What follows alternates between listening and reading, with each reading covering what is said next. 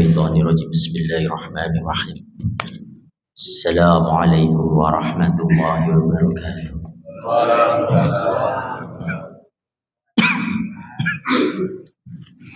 الحمد لله رب العالمين وبه نستعين وعلى أمر الدين والصلاة والسلام على أشرف الأنبياء والمرسلين سيدنا مولانا محمد وعلى آله وصحبه أجمعين أما بعد. Alhamdulillah, pada pagi yang berbahagia ini kita masih diberikan rezeki taufik hidayah inayahnya untuk bisa menjalankan sholat subuh berjamaah dengan menyempurnakannya. Pada subuh ini kita melanjutkan pengajian syarah kitab Al-Hikam Syekh Ibnu Athaillah Al-Iskandari makalah ke-16 kaifa yatasawwaru ayyah jubahu syai' wa huwa alladhi azhara kulla syai' wa kaifa yatasawwaru ayyah jubah syai'. Jadi bagaimana mungkin bisa Allah Subhanahu wa taala terhalang oleh sesuatu padahal Dia yang menampakkan segala sesuatu. Allah menampakkan segala sesuatu dengan cahayanya. Dari gelapnya ketiadaan dengan munculnya cahaya Allah Subhanahu wa taala dalam segala sesuatu, semua menjadi tampak. Jika wujud segala sesuatu bergantung pada cahayanya, mustahil sesuatu itu menutupinya sehingga membuatnya terselubung dan tidak nampak. Maka tindakan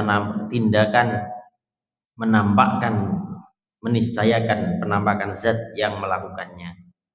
Maka Allah Subhanahu wa taala yang menampakkan segala sesuatu agar orang-orang yang berakal menjadikannya sebagai bukti keberadaannya.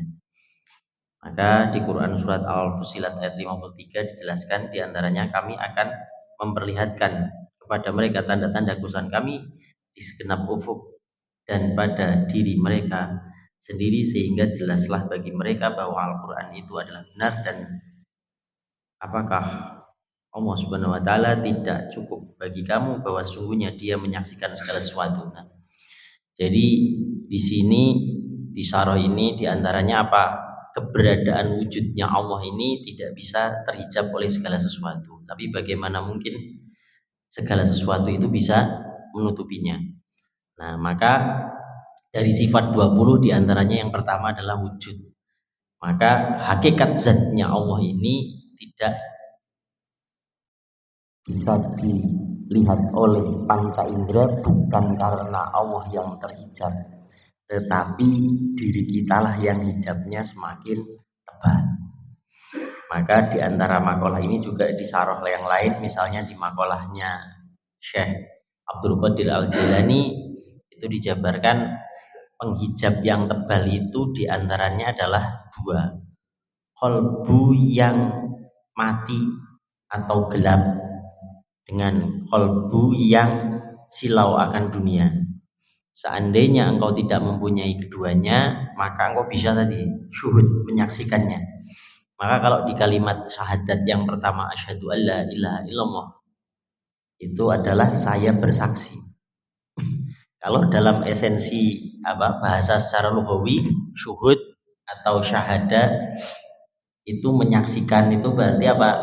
Ya harus melihat secara penuh. Karena kalau ro'yi itu cuman misalnya sekilas saya melihat ke kanan, melihat misalnya tiang ini ro'yi namanya, ro'ah. Tapi kalau syuhud syahadah menyaksikan itu berarti kayak kita nonton bola itu dari menit 0 sampai selesai itu menyaksikan. Nah, dalam istilah yang lain orang bisanya saksinya itu sah itu apabila dia benar-benar menyaksikan hal tersebut. Contoh lagi misalnya ada di pasar pencurian atau ada copet, terus ditanya di pengadilan, apa kamu menyaksikan si fulan ini mencopet? Maka dijawab, ya saya menyaksikan, maka saksinya sah. Tapi kalau tidak berarti saksinya palsu. Nah, sama ketika syuhud atau asyhadu alla ilaha illallah, maka apa? Harus ada penyaksian. Lalu penyaksian yang seperti apa? Penyaksian yang dimaksud dijelaskan juga di Quran surat Al-Ma'arij, yaitu apa? Di antaranya itu sholat yang as-sholatu da'im. As-sholatu da'im itu seperti apa? Sholat yang berterus-terus, yang tidak perdon. Padahal secara secara syariat misalnya saja ini setelah sholat subuh saja sudah selesai, nggak ada sholat sunnah. Maka yang dimaksud adalah penyaksian dari segala sesuatu alam semesta ini tiada yang wujud kecuali Dia. Maka disebutnya la ilaha illallah. Itu ada nafi, ada isbat. Nafinya apa? La ilaha, tiada Tuhan. Maka menghilangkan segala sesuatu. Illallah, selain Allah. Maka tiada sesuatu selain sesuatu. Kalau dalam kaidah tauhid itu ada lau maujud illallah, la maujud illallah. Tiada yang berwujud kecuali Allah. Sehingga objek penampakan dari orang-orang yang telah syuhud, maka dia selalu melihat Allah dalam segala sendi kehidupannya. Karena dirinya telah la maujud, dirinya itu enggak ada. Bahkan semua alam semesta ini enggak ada. Yang ada hanya Allah Subhanahu wa taala. Itu maka makna dari tauhid sifat Allah yang pertama adalah wujud. Wujud kita bako. Maka yang pertama wujud itu adalah apa? Hakikatnya hanya ada Allah Subhanahu wa taala. Yang lain ini tiada. Yang lain hanyalah objek tajalinya kalau dalam kitab. Kalau bahasa sekarang itu proyeksinya. Tapi kalau dalam bahasa kitab tajali itu ya lebih dari proyeksi, cuman ini bahasa analogi simpelnya itu proyeksi. Jadi kita ini diproyeksikan oleh segala sesuatu dari cahaya Allah Subhanahu wa taala. Maka apa? Orang yang dia syuhud, maka dia bisa melihat segala tajali Allah dalam segala sendi kehidupan. Contoh, ketika dia membuka matanya pertama kali dari bangun tidurnya, maka yang dia lihat Allah Subhanahu wa taala yang maha menghidupkan. Yahya. Makanya disebutnya kalau kita berdoa itu bismika wa ahya, bismika amut. Ahya itu hidup, amut itu al maut, mati. Jadi hidup dan mati ku tak pasrahkan. Ketika bangun maka melihat Allah yang maha menghidupkan. Maka apa? Dia bersyukur, alhamdulillah. Doanya alhamdulillah. Sehingga apa? Ketika membuka mata pun itu sudah syuhud, sudah mulai. Nah, ini level yang paling level keduanya. Kalau level pertamanya itu ketika dia tadi mau mulai menutup pun dia melihat sifat al-batin dari Allah. Sehingga ketika menutup mata yang syuhud bukan secara zat dohirnya tapi zat batinnya. Maka ketika Rasulullah SAW ditanya, "Mata Anda tanam ya Rasulullah? Kapan engkau tertidur ya Rasulullah?" Dijawab, "Ana anam fil ain wa la anam fil qalbi." Aku terlelap di dalam mataku, ain wa la anam fil qalbi. Tidak pernah tertidur di dalam qalbuku. Jadi qalbunya sadar terus. Maka kalau diriwayatkan lagi misalnya Sayyidina Utsman bin Affan itu pernah punya seorang khodim. Nah khodimnya itu ketika beliau tidur selalu mendengar ada suara seperti di lehernya itu ada kayak bunyi. Kalau dari jarak jauh kedengarannya seperti itu. Bergesekannya antara lidah dengan tulang di leher. Jadi kayak berdetak tak tak tak gitu. Nah, tapi penasaran khodimnya, apa itu suara dari Sayyidina Utsman radhiyallahu anhu. Akhirnya diintip ketika tidur. Didengerin, makin didengerin. Ternyata apa? Allah. Tidurnya kalau kita mungkin mendengur, kalau Sayyidina Utsman itu tidurnya saja berzikir. Allah. Ini yang disebut tadi di Quran surat Al-Ma'arij, as-sholatu da'im. Salat yang tidak terputus. Jadi ketika dia dalam kondisi tidur pun dia tidak lalai dari syuhudnya. Nah, maka ini akan bersambung lagi dengan ketika disebutkan dalam hadis Jibril ini terkenal. Ketika itu Rasulullah ditanya, Apa itu iman? Maka iman dijawab iman kepada Allah Subhanahu wa taala. Iman kepada malaikat, kitab-kitabnya dan lain sampai qada dan qadar. Terus ditanya lagi apa itu Islam? Maka disebutkan syahadat, sholat hingga haji. Lalu ditanya lagi apa itu ihsan? Maka ihsan itu beribadah seperti engkau melihatku, dan apabila engkau beribadah tidak melihatku maka aku melihatmu. Nah, berarti yang pertama apa? Seperti engkau melihat. Nah, sedangkan manusia ini diciptakan wa ma khalaqtul jinna wal insa illa liya'budun. Tidaklah aku ciptakan jin dan manusia melainkan agar dia beribadah, liya'budun. Berarti apa? 24 jam hakikatnya kita itu harusnya liya'budun. Tapi liya'budun yang seperti apa? Maka Allah berikan syariat-syariat. Maka tidur pun itu liya'budun. Karena apa? Di antara tanda-tanda kekuasaan Allah, Allah menciptakan malam untuk engkau beristirahat misalnya. Allah menciptakan rasa lelah ngantuk itu di antara nikmatnya. Maka apa? Maka dalam rasa ngantuk itu sendiri pun ada ayat-ayat Allah. Ayat itu kalau dalam bahasa, dalam lughawi itu artinya tanda. Maka ada tanda-tanda Allah Subhanahu wa taala. Maka apa?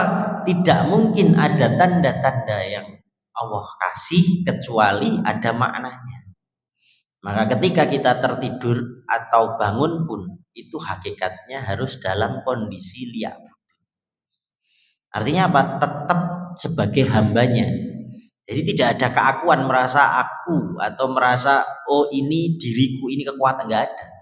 Makanya hakikat sholat itu ketika panggilan hayya 'alas sholah, hayya 'alal falah selalu dijawab la haula wala quwata illa billah. Jadi segala sesuatu ini ada daya upaya Allah, ada tajalinya Allah. Maka orang-orang yang syuhud setiap saat dalam memejamkan matanya atau membuka matanya selalu melihat Allah, menyaksikan Allah. Menyaksikannya bagaimana? Misal ketika kita lagi di jalan melihat orang sedang membagi-bagikan sedekah, maka yang dilihat bukan orangnya yang membagikan sedekah, tapi ada sifat pemurah Allah yang dititipkan zatnya, ditajalikan zatnya kepada orang tersebut. Sehingga melihatnya apa? Allah. Jadi orang-orang yang syuhud itu melihat apapun dia ingatnya Allah Subhanahu wa taala. Karena apa? Hatinya sudah larut tenggelam dalam cinta dan pandangannya kepada Allah Subhanahu wa taala. Maka dalam logika misalnya para penyair itu misalnya orang yang sedang kasmaran melihat seorang kekasihnya misalnya suka warna merah misalnya, suka pakai baju merah. Ini nanti ngelihat karpet warna merah, ngelihat keingetnya itu. Apakah karpet ini kekasihnya? Bukan. Tapi sesuatu yang ada menempel pada kekasihnya itu akan menimbulkan dia mengingat kekasihnya. Nah, orang yang dia larut sama Allah Subhanahu wa taala, maka segala sesuatu yang diciptakan Allah atau apapun yang dia lihat tidak akan terlepas dari ingatannya dengan Allah Subhanahu wa taala. Nah, ini yang disebut tadi la maujud ilmu atau syuhud. Sehingga apa? Syahadatnya akhirnya secara hakikat berbunyi asyhadu alla ilaha illallah. Maka sudah berbunyi nih satu kalimat. Lalu kalimat berikutnya apa? Tidak mungkin aku bisa mengenal Allah Subhanahu wa taala melainkan melalui baginda Rasulullah sallallahu alaihi wasallam. Maka muncullah bait kedua wa asyhadu anna Muhammadar Rasulullah. Sehingga apa? Maka ada salah satu dalam pernyataan kitab misalnya Al-Imam Abu Hanifah itu tidak pernah yanam selama arba asanah. Jadi tidak pernah tertidur selama 40 tahun. Apakah tidak pernah tertidur yang dimaksud terus lelap gini terus? Bukan. Tetapi baina wa baina dalam kitab itu dijelaskan. Kalau sekarang lebih mudah lagi karena apa? Ada metodologinya. Setelah diteliti medis itu gelombang otak manusia itu ada, pertama kita lagi kondisi sadar begini disebut beta. Itu di atas 13 Hz. Ini gelombangnya orang tidak tidur atau sadar, benar-benar sadar. Terus ada lagi gelombangnya menjelang mau tidur atau menjelang kita antara setengah kelip-kelip gitu. Itu namanya bawah sadar. Sekarang dijelaskan secara dunia psikologis. Namanya apa? Gelombang theta, 7 Hz sampai 12 Hz atau disebut bawah sadar. Kalau orang psikologis namanya gelombang hipnosis. Orang gampang dihipnosis. Nah, ini menjelaskan kenapa anak-anak dulu atau kita kadang kalau mau ujian sistem kebut semalam setengah ngantuk-ngantuk sambil baca malah inget. Tapi kalau belajarnya dalam kondisi sadar seminggu nggak inget. Nah, ini karena apa? Karena dia memasuki zona bawah sadar. Makanya para ulama dulu diantaranya dalam kitab itu ketika mendidik seorang anak yang bandel misalnya, kiai-kiai itu ada anaknya nakal misalnya, itu diliatin doang pas waktu sadar. Tapi ketika malamnya menjelang tidur sambil dibacakan Quran surat Luqman, dilus-lus itu terus baru didoktrin. Kamu jangan begini, jangan begini, jangan nakal begini. Itu karena apa? Masuk ketika bawah sadarnya dia masuk. Nah, ini disebut kondisi baina wa baina, antara tidur dan tak tidur. Maka kalau tidur benar-benar disebutnya delta, 0,5 Hz sampai 3,5 Hz, tidur tanpa mimpi. Itu kadang orang tidur cuman setengah jam, 1 jam, kalau sampai ini nyenyak. Tapi kalau belum sampai itu mungkin bapak-bapak pernah tidur saya 4 jam tapi kok habis tidur capek. Nah, itu karena belum sampai ke titik delta tadi. Nah, yang disebut di antara dalam syarahnya misalnya disebutkan oleh Imam Abu Hanifah tadi tidak tidur selama 40 hari itu baina wa baina, terjaga tetapi tidak benar-benar terjaga atau tidur. Lah ini yang menjelaskan kenapa Sayyidina Utsman radhiyallahu an ketika mau dibunuh ditanya oleh sahabat, ya Amirul Mukminin dikepung nih, rumahnya sudah dikepung. Sekarang perintahkan kami untuk menyerang balik. Maka apa? Kami akan panggil semua pasukan, kita serang balik yang mengepung Sayyidina Utsman. Jawaban Sayyidina Utsman, aku telah bertemu Rasulullah Shallallahu Alaihi Wasallam dan Rasulullah bersabda kepadaku, mengatakan sesuatu kepadaku bahwasanya bahwasanya aku akan berbuka dengannya. Nah, di sini tidak ada pernyataan Sayyidina Utsman tidur dulu. Padahal dalam suatu hadis sesungguhnya apabila ingin berjumpa dengan Rasulullah SAW, maka diantaranya yang hak itu adalah bermimpi bertemu dengannya. Nah ini tapi ada salah satu hadis diantara ada salah satu riwayat athar ketika Sayyidina Utsman berjumpa dengan Rasulullah dalam kondisi tidak tidur dulu. Nah ini tapi apa? Bukan kondisi seperti kita sekarang seperti ini, tapi baina wa baina. Nah orang-orang alim, para aulia dijelaskan, misalnya di syarahnya ketika Ihya Ulumuddin ditulis oleh Al-Imam Al-Ghazali, itu diantaranya diriwayatkan Al-Imam Al-Ghazali berjumpa dengan Rasulullah ketika menulis kitab Ihya Ulumuddin. Nah itu banyak yang kalau tidak diteliti kondisinya loh kok ketemu Rasulullah dalam kondisi sadar bagaimana? Bukan sadar yang seperti kita seperti saat ini, tetapi baina wa baina. Nah, dalam kondisi itu dimungkinkan bisa berjumpa Rasulullah Sallallahu Alaihi Wasallam. Dijelaskan dalam beberapa kitab tentang hal tersebut, tentang antara berjumpa Rasulullah dalam kondisi sadar, dalam kondisi tapi baina wa baina. Nah bedanya para ulama yang dia menjaga tadi penjelasan yang pertama syuhudnya, maka otaknya itu dijaga stabil, tidak down. Artinya apa? Ketika kita zikir itu kita memproduksi, setelah diteliti ini secara ilmu sains, kita akan memproduksi hormon kebahagiaan namanya serotonin sama endorfin. Nah hormon inilah yang menjaga otaknya stabil, tidak stuck, tidak stres, tidak rusak. Maka itu yang menjelaskan kenapa tadi dalam kondisi baina wa baina tidak tidur tapi normal. Nah ini juga selaras dengan salah satu hadis Rasulullah SAW ketika nanti Dajjal keluar. Itu orang-orang dalam kondisi kekeringan, tidak ada makanan, tidak ada minuman. Lalu sahabat bertanya, ya Rasulullah, terus bagaimana orang-orang itu apa? Kaifa akal? Kaifa takal? Apa akal makan? Ketika makan itu gimana? Pada saat itu kondisinya seperti apa? Apakah harus masa nyembah dajjal baru dapat makan? Maka dijawab apa? Ketika orang-orang tersebut nanti di zaman dajjal tersebut, maka orang mukmin makan itu cukup dengan subhanallah walhamdulillah wala ilaha illallah wallahu akbar. Lalu tanya lagi sahabat, ya Rasulullah, apa bisa makan dengan zikir seperti itu? Bisa, karena para malaikat juga berzikir seperti itu. Nah, itu dijelaskan dalam risalah Kusyairi, diantaranya bab tentang lapar. Maka orang-orang yang dia dalam kondisi tidak makan tetapi dia menjaga zikirnya atau sholatnya, maka dia akan diberikan, kalau dalam penjelasan dari Abu Ya Mufasir itu, dicabut asbabnya. Jadi dicabut asbabnya dia.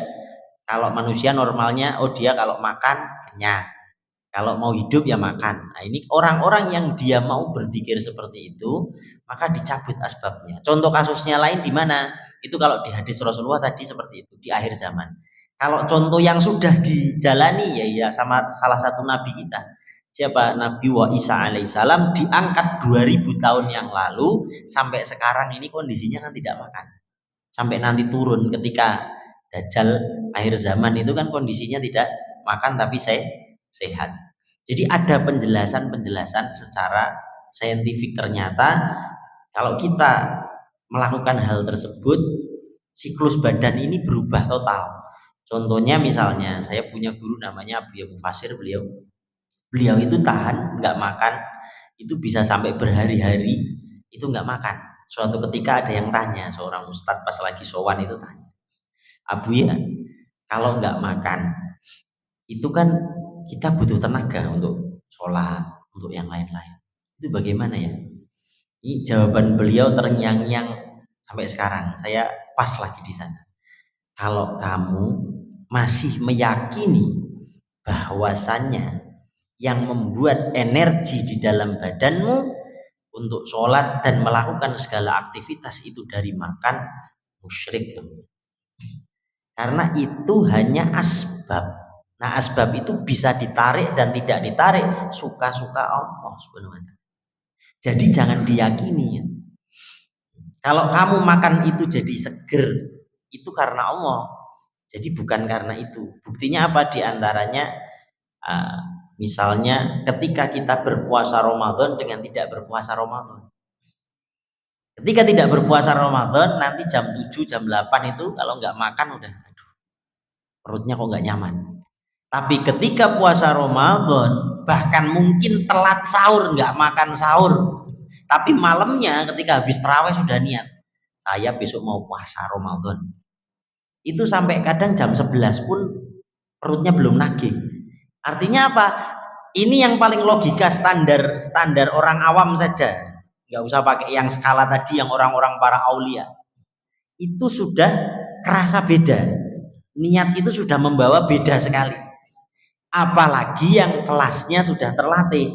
Itu yang kelasnya kita awam lah, misalnya. Wah, kita besok mau Ramadan. Nawa itu saumahuddin, sudah niat nih malamnya. Maka apa? Paginya pun tidak sarapan, bahkan sampai makan siang pun kayak seperti sudah siap. Nah, itu berarti apa? Ada efek perintah dari kepala kita, niat ini sangat penting. Maka segala sesuatu itu ketika diniatkan dengan hak, dengan yang baik, maka badan ini akan merespon dengan kebaikan. Nah, kembali lagi dari tadi makalahnya. Maka apa? Tidak mungkinlah Allah itu terhijab oleh segala sesuatu. Maka kalau ada pertanyaan, satu pertanyaan, saya pernah ditanya oleh anak, Allah itu di mana dan kenapa nggak kelihatan? Maka jawabannya, diajak keluar, diperlihatkan siang hari jam 12 suruh melihat matahari. Wah, silo nggak bisa kelihatan. Nah, itu makhluknya saja matamu nggak bisa menatap lama. apalagi nur ala nur. Jadi bukan dia Allah Subhanahu wa taala tidak kelihatan, tetapi mata panca indera kita yang tidak bisa menjangkaunya karena terhijab. Lah untuk bisa tidak terhijab, maka apa? Hanya dengan kolbu kita yang dibersihkan dari dua perkara. Perkara pertama, gelap mata hatinya. Yang kedua, silau akan dunia. Jika tidak punya keduanya ini, kata Syekh Abdul Qadir Al-Jailani, maka engkau bisa melihat Allah Subhanahu wa taala, bisa syuhud kepadanya. Nah, maka langkah-langkahnya diantaranya apa? Nah, kalau dalam kajian selanjutnya disebutnya torekoh. Tapi torekoh ini kalau dalam bahasa namanya tarikh itu apa? Jalan. Kalau spesifik orang di Ba'iyat. Kalau secara sekarang ada institusinya namanya torekoh. Tapi secara hakikat bahasa, maka toreko itu bukan hanya di Ba'iyat. Torekoh ini jalan menuju kepadanya, mengenalnya. Maka apa? Jalan itu di syariat sudah dijelaskan. Contohnya apa? Torekohnya orang sholat. Berarti jalannya sholat. Maka sahabat itu semuanya sudah melakukannya. Di antaranya apa? Misalnya ketika ditanya Mu'az bin Jabal, ya Mu'az bin Jabal, kenapa aku tidak pernah melihat engkau banyak berpuasa sunnah?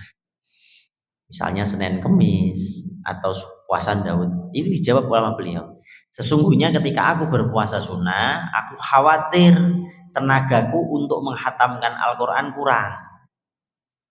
Ini jawaban Mu'az bin Jabal. Artinya apa? Setiap hari harus hatam Quran. Ini torekohnya hatam Quran. Tapi berbeda dengan torekohnya Abu Dzar Al-Ghifari. Beliau torekohnya itu tidak pernah tidak puasa. Jadi puasa terus. Kalau maghrib bukannya cuma minum air putih. Karena apa dalilnya?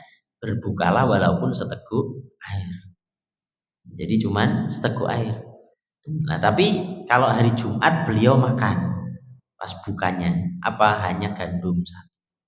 Ini beliau Abu Dzar Al-Ghifari. Jadi imamu zuhud. Jadi nanti kalau ketika dibangkitkan, kalau imamu zuhudnya itu imamnya nanti Abu Dzar Al-Ghifari. Terus ada lagi yang ditanya misalnya Abdullah ibnu Mas'ud itu kalau sholat lama, bacaan suratnya panjang-panjang. Al-Baqarah bisa satu rakaat itu bisa suratnya Al-Baqarah. Selanjutnya nanti Ali Imran. Panjang-panjang. Bahkan ketika beliau itu pernah dalam suatu riwayat itu ditegur. Karena apa? Karena pas waktu sholat subuh membaca bacaan surat yang panjang. Akhirnya ada orang, salah satu makmumnya nggak kuat baca kulhu langsung mufarokoh, langsung selesai salam. Nah, selesai sholat terus beliau ngomong, munafik ini kok sholatnya belum selesai sudah mufarokoh. Tapi yang ditegur siapa? Yang ditegur malah sahabat tersebut sama Rasulullah, jangan, kalau kamu mau panjang-panjang silakan sholat sendiri.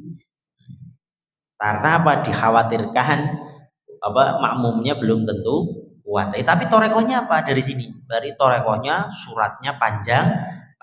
Tapi beda dengan misalnya Ibnu Abbas. Beliau ahli tafsir, tapi kalau sholat cepat. Nah, ditanya, kenapa Ibnu Abbas sholatnya kok cepat?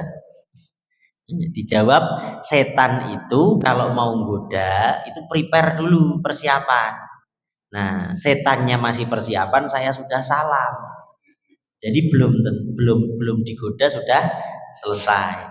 Jadi kalau yang sholatnya pengen cepet-cepet itu sanatnya Ibnu Abbas. Ini buat ngeles tapi jangan nanti buat ngana ditanyain, Pak kok sholatnya cepet-cepet? Sanatnya Ibnu Abbas. Habis ngaji saya dapat materi. Nah, ya, jadi memang ada riwayatnya seperti itu, tetapi ya itu tadi. Makanya apa? Di situ ada torekohnya macam-macam. Ini yang disebut torekoh sebetulnya itu. Lah kenapa sekarang ada institusi torekoh Qadiriyah, Naksabandiyah misalnya. Ada lagi Sidikiyah itu. Itu seperti halnya apa? Nama masjid ini itu siapa? Misalnya masjidnya apa gitu, Villa Inti Pamulang, torekohnya Villa Inti Pamulang, imamnya siapa? Imamnya itu. Lah maka apa? Sholat ketika sampean ikut tadi sama imamnya, kok imamnya ruko, kita nggak ruko, ya masalah berarti makmumnya. Maka ketika torekoh disebutnya qadiriyah, maka imamnya misalnya yang membayat, mursyidnya disebutnya, kalau dalam torekoh namanya mursyidnya misalnya setiap hari kamu harus hatam 1 juz, terus habis sholat baca la ilaha illallah, ada yang 100, ada yang 165. Itu ibaratnya kayak kita tadi makmuman dengan imam. Kok imamnya baca suratnya belum selesai terus kita Allahu Akbar sendiri, yaitu namanya mufaroqah. Sama dengan tadi ketika diperintah baiatkan, misalnya semua jamaahku setiap hari hataman 1 juz, maka itu berimam dengan mursyidnya. Nah, berjanji namanya bersumpah, namanya baiat. Ya saya, ya sama ketika kita makmuman lillahi ta'ala, itu ikrar bahwa saya manut dengan imam. Kalau dengan di dalam toreko makmum dengan mursyidnya. Maka apa? Akhirnya berjamaah bertoreko untuk bisa sampai kepada Allah secara bersama-sama. Tapi apakah orang itu wajib bertoreko? Ya sama dengan apakah orang itu wajib sholat berjamaah. Kalau secara kewajiban khusus tidak, tapi fadilahnya tentu saja lebih baik berjamaah daripada munfarid sholat sendiri di rumah. Karena apa? Orang misalnya dzikir misalnya, ya kalau yang sudah terlatih nggak apa-apa, di rumah dzikir sampai 15.000 istiqomah. Tapi kalau ada jamaahnya itu misalnya tiap subuh ada kajian, yang tadinya misalnya sendirian nggak ada kajian, kata sabda Rasulullah, kalau setelah sholat subuh duduk ngaji zikir atau misalnya membaca Al-Quran sampai suruk, terus akhirnya sholat Isra, maka apa pahalanya seperti haji dan umroh. Nah, ini kalau sambil ngaji begini, misalnya tiap subuh ada pengajian seperti ini, otomatis apa? Ada yang didengar, ada yang enggak bosan gitu. Tapi kalau misalnya disuruh istiqomah dzikir terus kadang ngantuk udah pulang dulu tidur. Nah, maka ketika berjamaah itu ada motivasi tersendiri. Makanya di antara perkataan ulama engkau itu ikutlah jamaah yang banyak. Kenapa? Bagaikan domba. Kalau kamu dalam kerumunan yang banyak, lebih susah untuk diburu sama serigala. Maka setan itu ibaratnya lebih susah untuk membuatmu hilang konsentrasi. Seperti halnya misalnya sholat berjamaah, baca Al-Fatihahnya di rakaat pertama tidak khusyuk, tapi imamnya khusyuk, alhamdulillah dikatrol.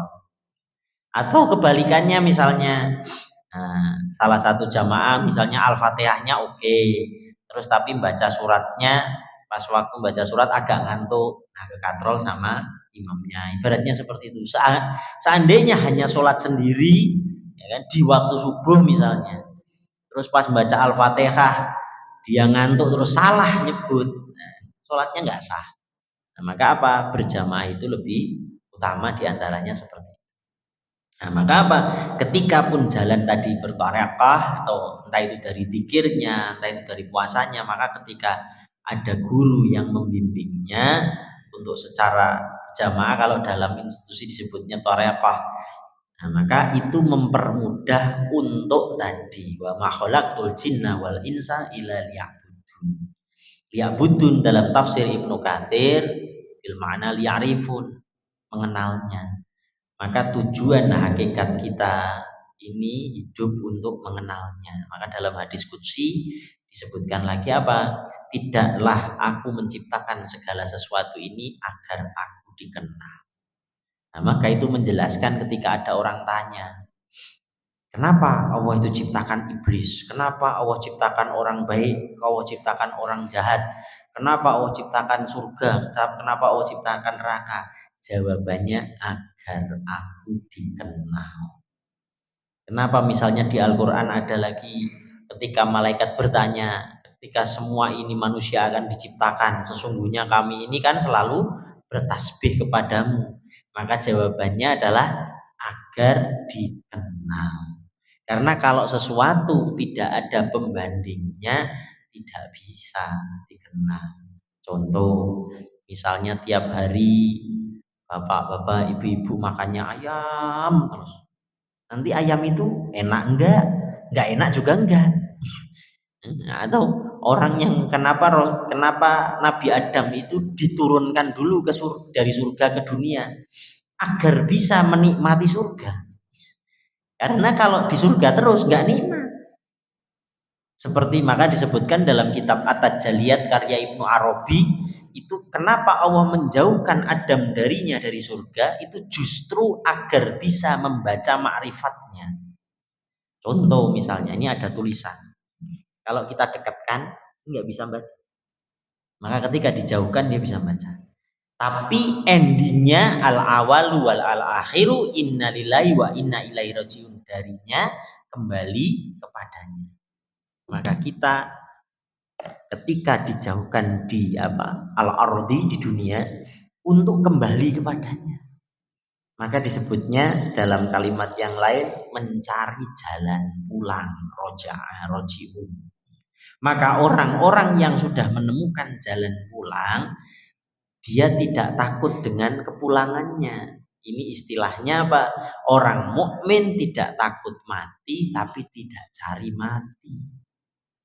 Tapi tidak takut mati. Karena setiap hari dirinya selalu mengingat mati dan tahu pasti akan mati. Kullu nafsin dha'iqatul maut. Maka apa? Ketika dia mau tidur pun dia mengingat mati. Bismika wa ma'ahya wa bismika amut maut. Mautnya dia ingat. Maka apa? Orang yang seperti ini disebutkan dalam hadis yang lain, dalam kitab Daqaiqul Akbar apa? Nanti dia tidak mati dicabut, tapi dijemput. Nah, bedanya apa? Maka dalam hadis tersebut disebutkan dia meninggal bagaikan rambut keluar dari tepung, tidak kerasa sakit. Karena dijemput, bukan dicabut. Nah, ini yang dicari orang-orang mukmin. Meninggal yang dijemput, bukan dicabut. Kalau dicabut sakit. Karena dalam riwayat orang yang mengalami sakaratul maut yang dicabut itu bagaikan kuku kita dicabut dan dikuliti dalam kondisi sadar. Itu sakitnya minta ampun. Itu kenapa disunahkan ketika kita memandikan orang jenazah tidak boleh dengan kasar. Karena apa? Dalam kitab Daqaiqul Akbar dijawab, orang itu sedang menangis, merintih. Jangan kasar-kasar, saya masih sakit, baru selesai sakitnya, kayak orang habis terus langsung dipegang-pegang. Jangan kasar-kasar. Cuman nggak bisa ngomong, nggak kedengeran ngomongnya. Nah, itu orang-orang yang dicabut. Nah, yang dicari dalam jalan tadi li'arifun mengenal Allah itu bukan dicabut tapi dijemput. Lalu ada pertanyaan, kenapa Rasulullah tetap merasakan sakaratul maut?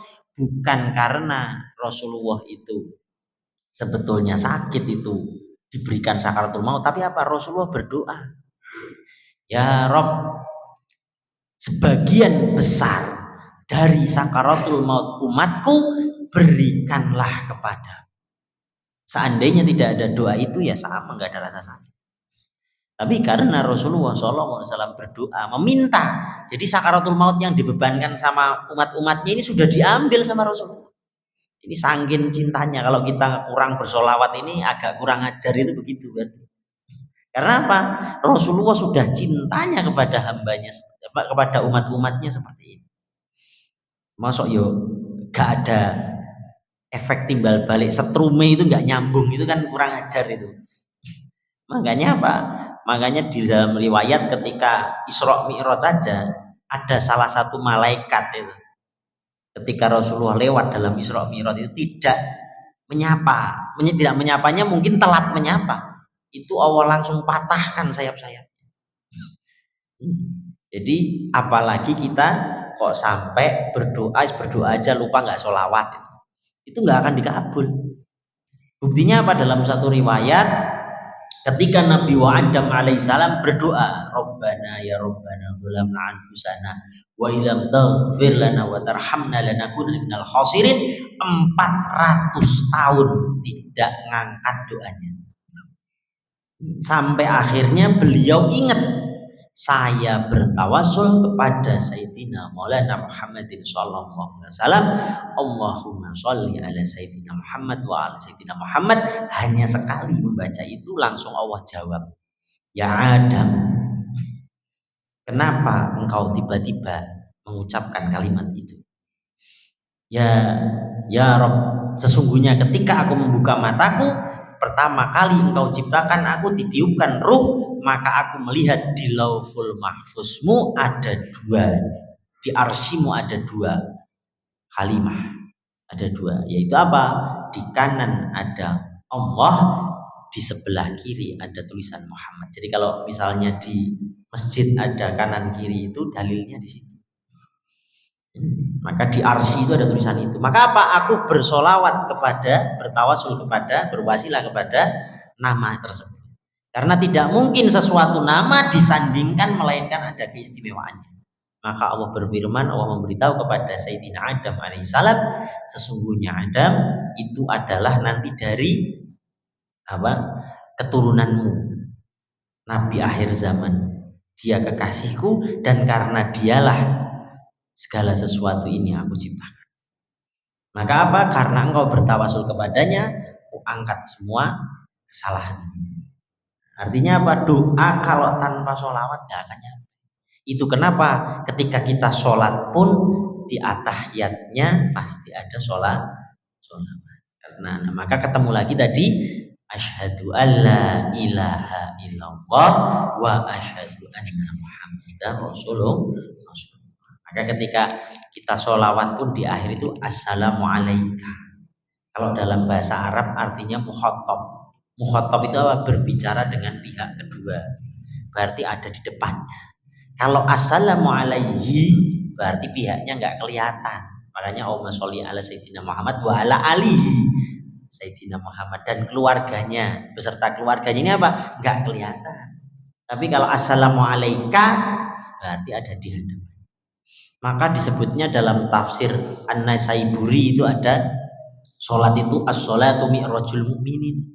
Sholat itu mi'rajnya orang mukmin. Lah bisanya mi'raj gimana? Karena assalamualaikum bersama Rasulullah ketika mi'raj. Jadi Rasulullah Muhammad ibni Abdillah yang 14 abad yang lalu sudah wafat, ini Muhammad ibni Abdillah. Tapi Rasulullah yang sedang Isra Mi'raj itu menyaksikan kita semua karena melampaui segala kullu zaman.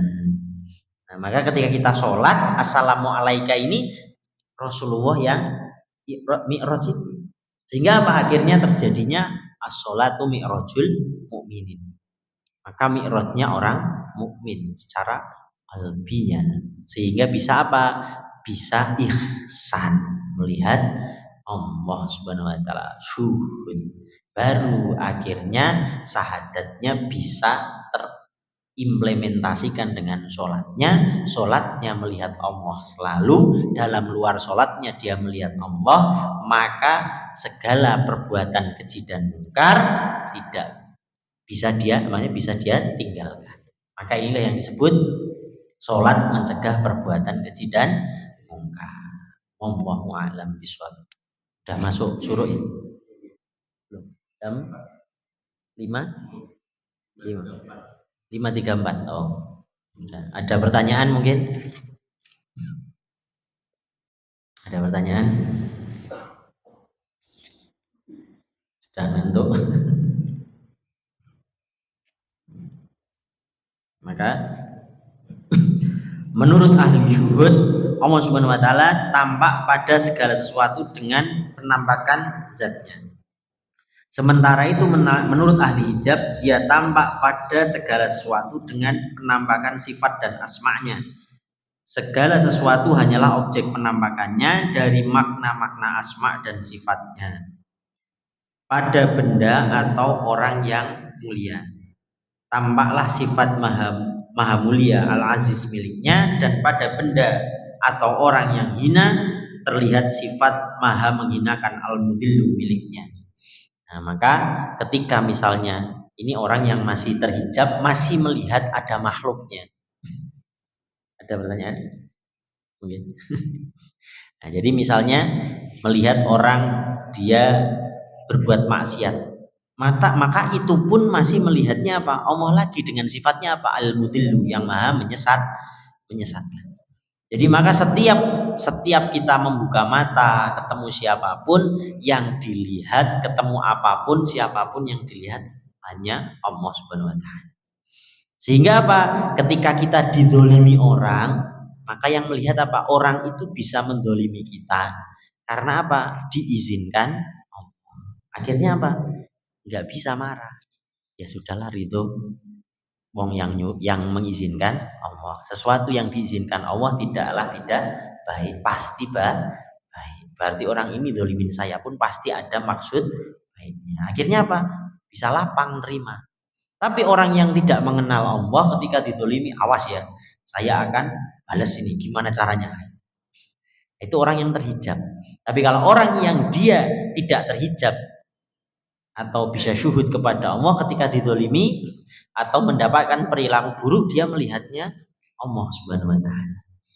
Contoh misalnya diberikan tasbih, yang ngasih ini tokoh misalnya, nanti bisa jadi tasbihnya itu dijaga benar-benar, atau misalnya dikasih pulpennya dikasih di dalam satu etalase, ditulis misalnya pulpen dari siapa. Berarti siapa yang penting? Yang penting yang ngasih, bukan yang dikasih. Maka apa? Orang yang dia syuhud berarti melihat siapa? Melihat yang ngasih Allahnya. Sehingga apa? Apapun yang dia kasih, dia senang. Karena melihatnya yang ngasih, bukan yang dikasih. Nah, orang bisanya marah, menggerutu, kecewa, itu karena apa? Tidak melihat yang ngasih, tapi yang dilihat apa yang dikasih. Lah ini orang yang terhijab. Karena apa? Sifat Allah yang tadi wujud pertama, wujud kita kok sifat Allah yang pertama wujud, dia tidak tenggelamkan dalam rasa. Nah, maka di sini kita belajar untuk melihat Allah adalah tadi tidak silau akan dunia dan tidak gelap mata hatinya, sehingga rasa itu ngeplak ke hati hanya ada Allah Subhanahu wa taala. Maka suhudnya akhirnya bisa terimplementasikan.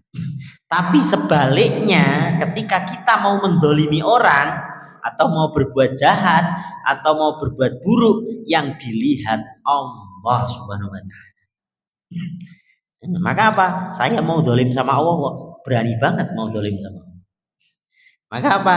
Dia tidak berani melakukan perbuatan yang jahat. Maka ketika dia mau melakukan perbuatan buruk, dia melihat yang mau saya burukin ini Allah. Maka menjaga diri untuk tidak berlaku buruk. Tetapi ketika dia diperlakukan buruk, maka dia ridho. Nah, ini disiapkan surganya, namanya pintu ar-ridho. Ada 8 pintu surga, diantaranya ada ar-royan, as-sholah, ar-ridho. Nah, ada surganya yang disebut ar-ridho, orang-orang yang ridho. Jadi ridho diapain, ridho diapain. Nah itu nanti surganya namanya surga ar-ridho, pintunya ar-ridho. Wallahu a'lam bishawab. Ada pertanyaan lain? Mungkin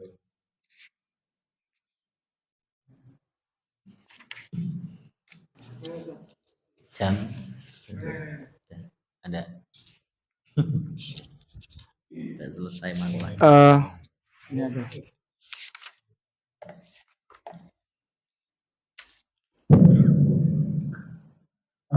Ini Ustaz, tadi kan idealnya seorang mukmin itu syukur kepada Allah, jadi maksudnya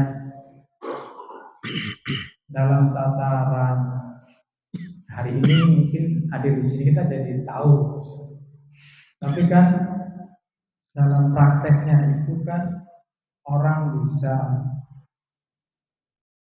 syukur kepada Allah berarti dia juga harus tahu Allah, harus makrifat kepada Allah, harus tahu bahwasanya sifat-sifatnya Allah itu seperti 99 itu kan harus juga paham.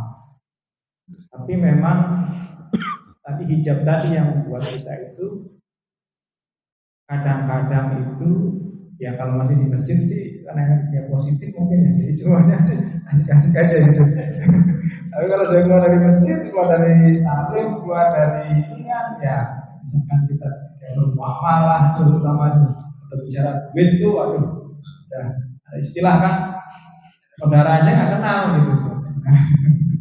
Apalagi surga Allah muncul tuh, nggak kenal tuh saudara aja bisa kamu warisan jadi ribut jadi ini. Bentengnya itu apa saja? Kan maksud saya ya begitu lah, kita kan masih kita harapnya masih seperti inilah, masih ya masih doyan, saya masih doyan dunia lah, salah belum bisa ya lepas kalau tadi kan sudah tapi. Bismillahirrahmanirrahim. Dalam kitab itu disebutnya diantaranya apa? Tobat. Tobat itu dari kata taba, artinya kembali. Kenapa disebut taubat itu? Allah itu 24 jam sepanjang hari membuka pintu taubat, tapi tidak menutup pintu kesalahan. Maka disebut al insanu khata' wa nasya, tempatnya salah dan lupa. Allah mentolerir kesalahan manusia, mentolerir nasyanya atau lupanya. Tapi Allah itu nanti akan mempertanyakan, kenapa enggak tobat setelah salah? Kenapa enggak tobat setelah lupa? Kan saya membuka pintu tobat. Artinya apa? Kembali. Jadi ibarat rel. Kita itu keluar dari rel. Kereta itu keluar dari rel disuruh kembali. Rel kembali. Nah, maka apa? Ketika misalnya ini di masjid masih dalam rel. Tiba-tiba pas keluar ribut warisan. Nah itu maka ketika mau ribut warisan, orang yang dia mukmin, yang diberikan petunjuk oleh Allah Subhanahu wa taala, maka apa? Maka dia segera taubat. Astagfirullahaladzim. Tadi kok ribut ya? Ya udah enggak jadi gitu. Ada remnya yaitu apa? Taubat, kembali. Nah, disebut ketika kita sholat itu diingatkan 17 kali. Minimal dalam sehari semalam itu diingatkan 17 kali. Dalam kalimat apa?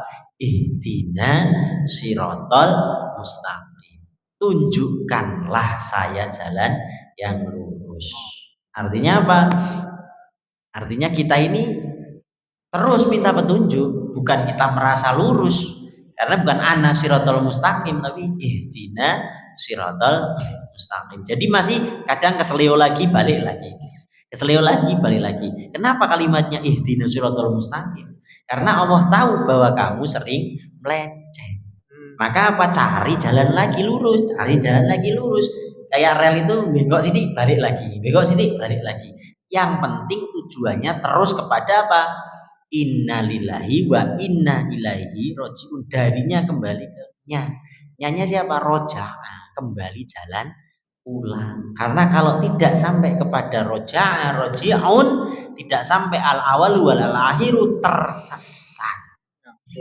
Nah ini orang-orang yang tersesat, yang disesatkannya adalah orang-orang yang tidak mau kembali kepadanya, tidak mau taubat, tidak mau roja'an.